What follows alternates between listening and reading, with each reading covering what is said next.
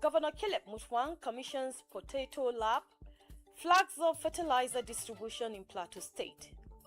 Experts push for neuro center at the Jos University Teaching Hospital, JUTH. And on the foreign scene, 12 dead and 23 missing in Spain wildfires. Details shortly.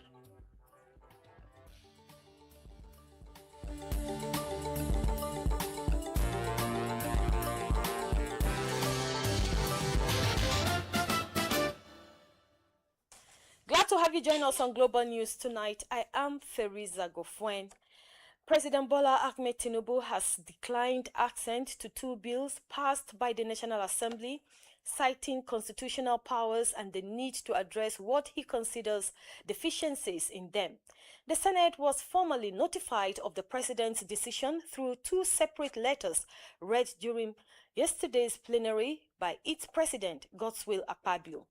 The proposed legislation are the Raw Materials Research and Development Council Amendment Bill 2026 and the Chartered Institute of Purchasing and Supply Management of Nigeria Bill, Demographics. In their communications, Tinubu said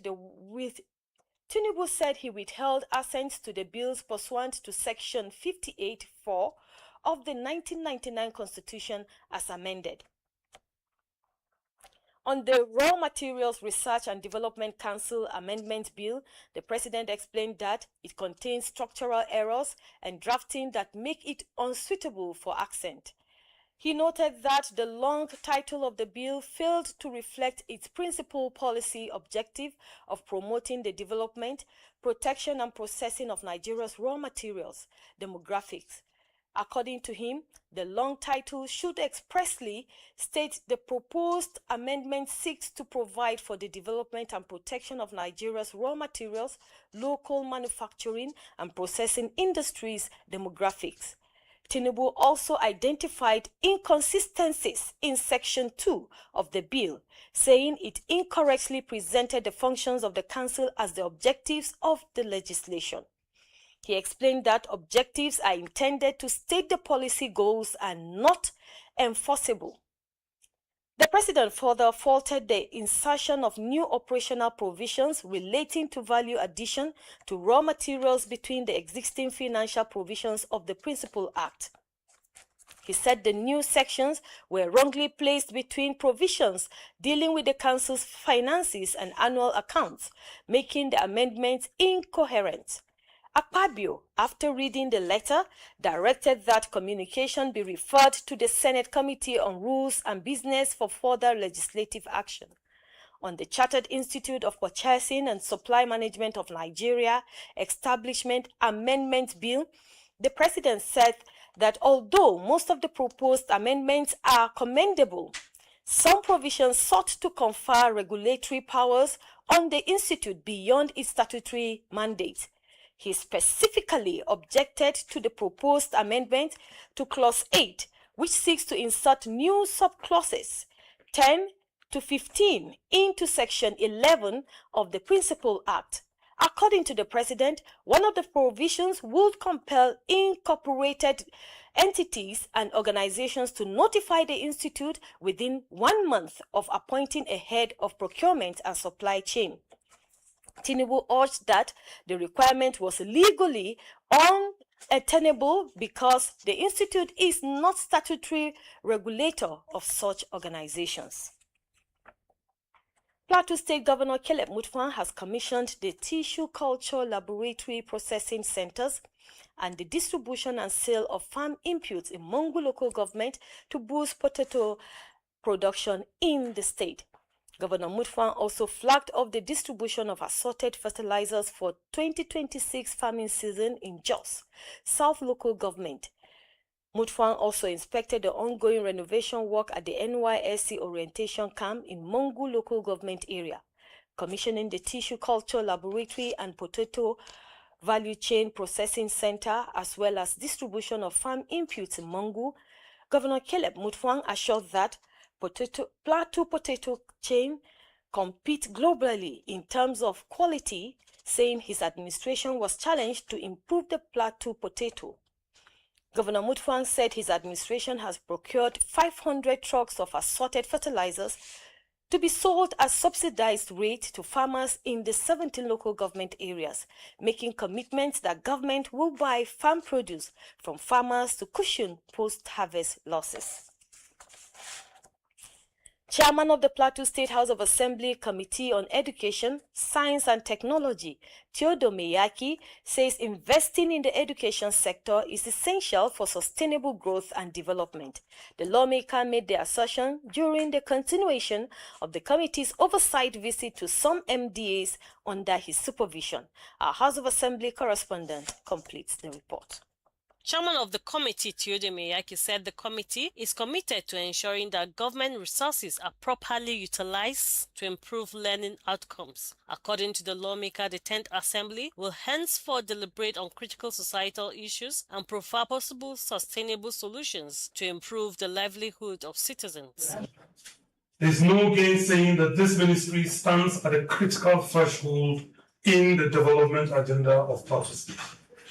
A state that has no education agenda is a state that is definitely on the threshold of retrogression. State Commissioner for Education, Kachula Mugang, noted that the education sector cannot achieve its objectives without adequate funding. So we see a lot of resources being pumped to SUBEP to handle basic education. When it comes to the secondary aspect of education, we hardly get the funds we need to do what we need to do. In fact, I had to appeal to the secretary of the UBEC to why can't we use the resources given to SUBEP to also renovate secondary schools. At State Ministry Science, Technology and Innovation, the Commissioner Cletus Shunko reiterated the ministry's readiness to partner with both foreign and local investors to strengthen its operations. The Executive Secretary State Scholarship Board, Nankus Adams, called for a stronger partnership with the Plateau State House of Assembly to enhance the board's mandate. If there's any issue, you call us, observe, and then we settle it together. Responding to the lawmakers, Chairman Teacher Service Commission, Plateau State, Alex Troop, said the commission has continued to train and retrain teachers to improve their capacity and ensure effective service delivery across the state. It's been Simi Cholo. The Plateau State House of Assembly Committee on Environment and Solid Minerals Development has conducted an on-the-spot assessment of ongoing erosion control and environmental projects. The lawmakers, accompanied by officials of Accresol, inspected the projects to evaluate progress and explore measures to address the state's growing environmental challenges. Our House of Assembly correspondent reports. The committee visited several project sites, including the rehabilitation and construction works at Plateau Club, Bingham University Teaching Hospital, Gully Erosion Site in Jos North, the provisions and installation of water harvesting facilities for 2,000 households at Plateau Club, Ruratop communities, as well as the construction, renovation and remodeling of Jos Wildlife Park. Speaking after the assessment, Chairman of the committee, Sunday Naa, said the projects are aimed at mitigating erosion. Naa appealed to the contractor handling the project to complete within stipulated time frame. We'll certainly have a meeting with the DG of PEPSA. Some of those gray areas will actually outline to him, and certainly measures will be taken. And we want to also appeal to the contractor in areas where he noticed some of those things. Should get back to the appropriate agency in order to be able to make the work much more neater. Project engineer with Accresol, Stephen Ezekiel, explained that the interventions are designed to effectively control erosion and improve environmental sustainability. The channel that has been designed, it has undergone a lot of analysis, including hydrological analysis, of which it was done, and the width and ensure the size of the channel was achieved.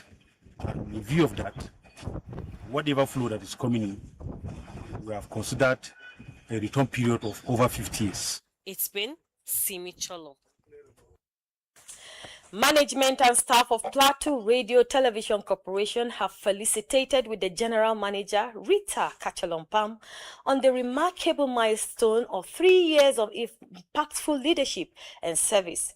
In a statement, the management and staff described her tenure as one marked by visionary leadership, strategic repositioning, and a strong commitment to advancing PRTVC's mandate of informing, educating, and entertaining the people of Plateau State. The statement says, through PAM's purposeful leadership, the corporation has witnessed significant infrastructural renewal, improved operational capacity, staff development, and institutional growth.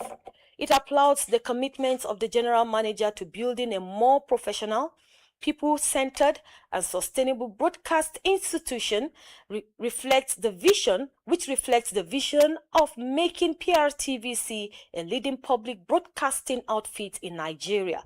It adds that the inclusive leadership style of Rita Kachalompam has fostered teamwork, innovation, and a renewed sense of purpose among staff. The statement appreciates the service of the GM and prays for continued wisdom, strength, good health, and greater accomplishments in the years ahead.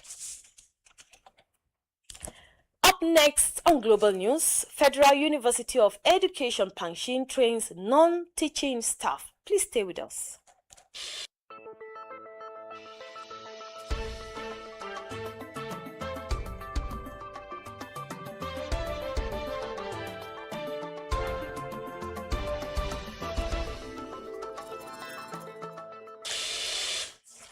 Glad to have you rejoin us. Plateau State Electricity Regulatory Commission says it is committed to developing policies that will attract investors to the sector. Commissioner, Engineering Services of the Commission, Julius Agati, stated this when he featured as a guest on a live PRTVC radio program, Good Morning Plateau. Agati said the federal government's review of the Constitution, the 2023 Electricity Act mandates states to generate, transmit, and distribute electricity for consumption. Based on that, Agati explained that the Commission will put in place measures that will deal with issues of vandalism and illegal connection in the state. Another guest on the program, operating officer of the Jos Electricity Distribution Company in Plateau State, Hami Sujigawa, stated the company is distributing meters free to customers across the state through an intervention. Head Technical, NESCO Emmanuel Yimba, acknowledged that the company is upgrading its equipment to reach all communities in the state. Callers on the program urged the companies to install prepaid meters in rural areas across the 17 local government areas and ensure that there is stable power supply. Renewed hope is emerging for patients with brain and spine conditions in Nigeria. Medical experts are pushing for the establishment of a dedicated neurosurgery institution at the Jos University Teaching Hospital to advance treatment and care for patients, addressing the long delays in treatment and reduce costly medical tourism. This was discussed during the 80th birthday celebration of the first neurosurgeon in youth, Dr. Orehoye Benedict. Our correspondent has details. Speaking during the 80th birthday celebration of Dr. Orioye Benite, a consultant neurosurgeon, Dr. Alfin Dumura, said the establishment of the institution will boost medical training, research, and create job opportunities for healthcare professionals in the state and the country at large. Neuroscience Institute is all about a dream to develop an institute that manages brain and spine health. This is what is obtainable virtually in most developed societies, where you have a comprehensive, integrated approach to managing brain and health diseases. And this consists of all the subspecialty that are involved in treating and managing brain diseases. Head of Department Neurosurgery, Jude, Dr. Shilong Danan, who spoke on the evolution of neurosurgery in the institution, the journey so far and the future, explained that the concept of a neurosurgery institution will promote interdisciplinary collaboration between professionals in the field. We still have a long way to go, but I must say that we've achieved a very large milestone to get to where we are. As we said before now, there were he was the only one in the north. But today you have over 20 neurosurgeons in the north. The celebrant, Dr. Orioye Benite, who is the first neurosurgeon in the institution, appreciated Jude for its continuous effort in training surgeons amid prevailing challenges. I am grateful to all of you, and God will bless you. Each one of us is going to answer for every minute we spend on this earth. Chief Medical Director of Jude, Dr. Poko Bupoda, in a goodwill message through the CMAC in Minor, assured of collaborative effort in ensuring that neurosurgeons strive in a conducive atmosphere. High point was the cutting of birthday cake and presentation of gifts to the celebrant. In Jos, I am Njemin Zita. The question of valid separate appearances on the part of counsel to the claimants in the judgment delivered in respect to the Jos North indigenship saga has halted proceedings when the case came up for mentioning before High Court 18 west of Mines, Jos. Jos North local government had approached the court seeking to set aside its June 19th judgment which favored the claimants. Our judiciary correspondent was in court and tells us more.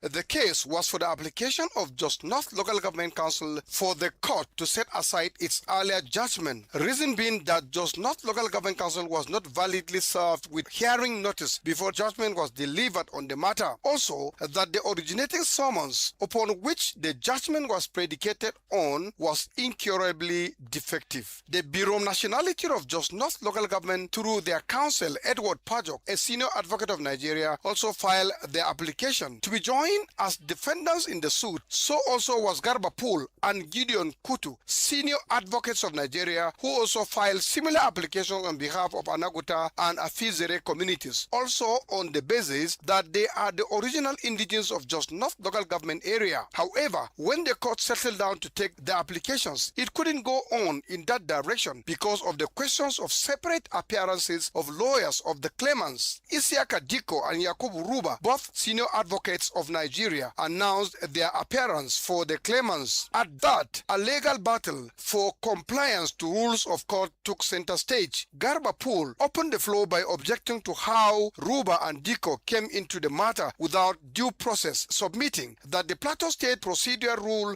that guides in such a situation was not adhered to by the claimant lawyers and that such must be adhered to at all costs. Gideon Kutu aligned with the submission of G.S. Pool on the matter when he cited several positions of law to buttress the fact that the two lawyers cannot come in the way they did to represent the claimants. As if that was not enough, Edward Pajok, another senior advocate of Nigeria, and J.N. Okafo, in separate submissions on the same matter, referred the judge to several cases where appellate courts decided on the issue of total respect to court rules as a prerequisite for a lawful and result-oriented court proceedings. Earlier in their response, Yakubu Ruba and Isiaka Diko, who were in the center of the storm, tried to convince the court that stopping them from representing their client in this direction would amount to not just denial of their fundamental rights, but injustice of the highest order, which must be avoided by all means. After the 2 hours argument of the revered legal titans, the court adjourned the matter to the 29th of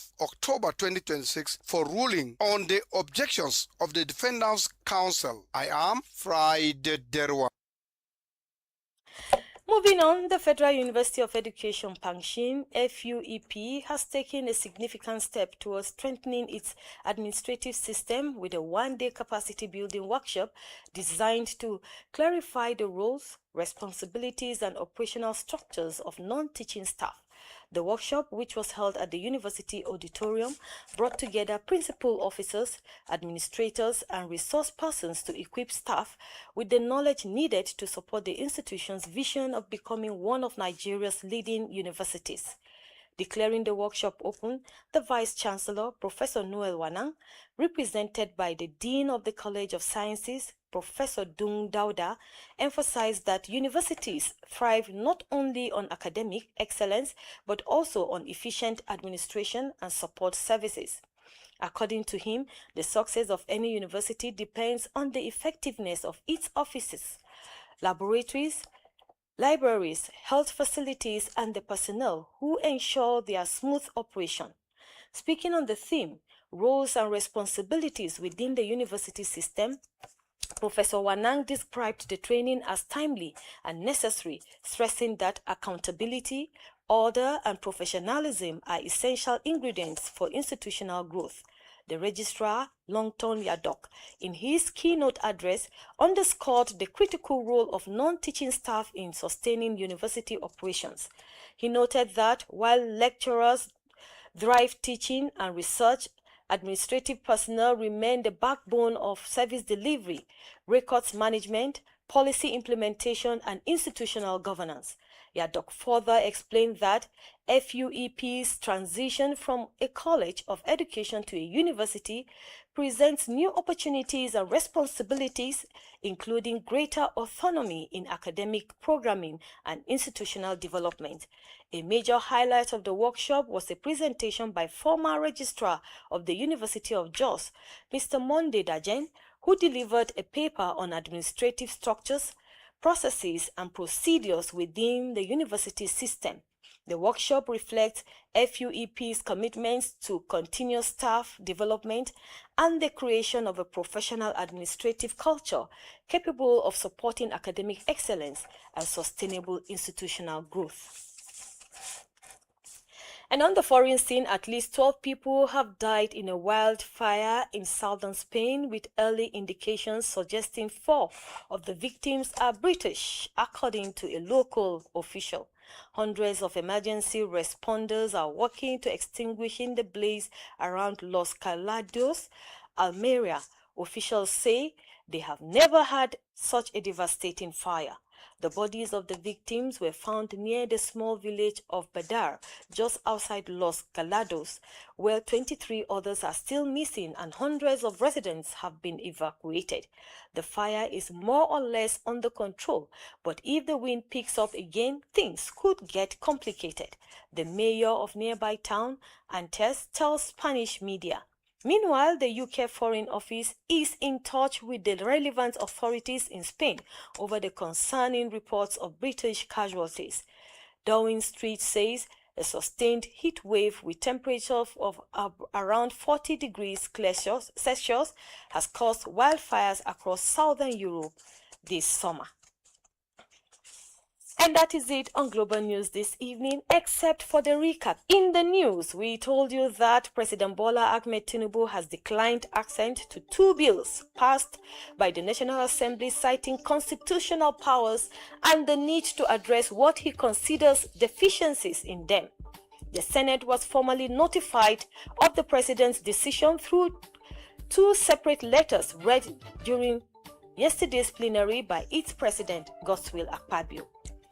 Plateau State Governor Caleb Mutfwang has commissioned the Tissue Culture Laboratory Processing Centers and the distribution and sale of farm inputs in Mongu local government to boost potato production in the state.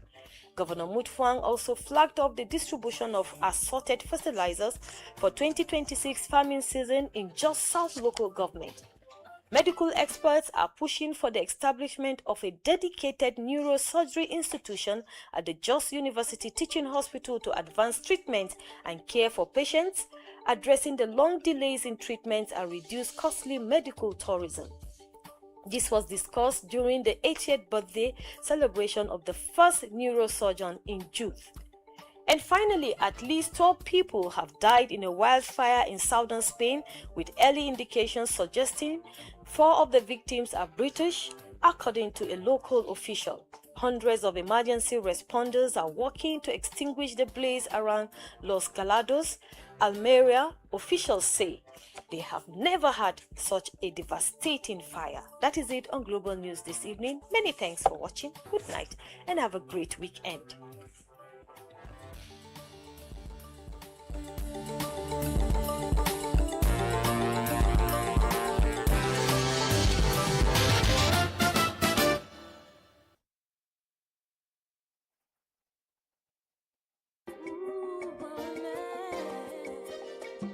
son.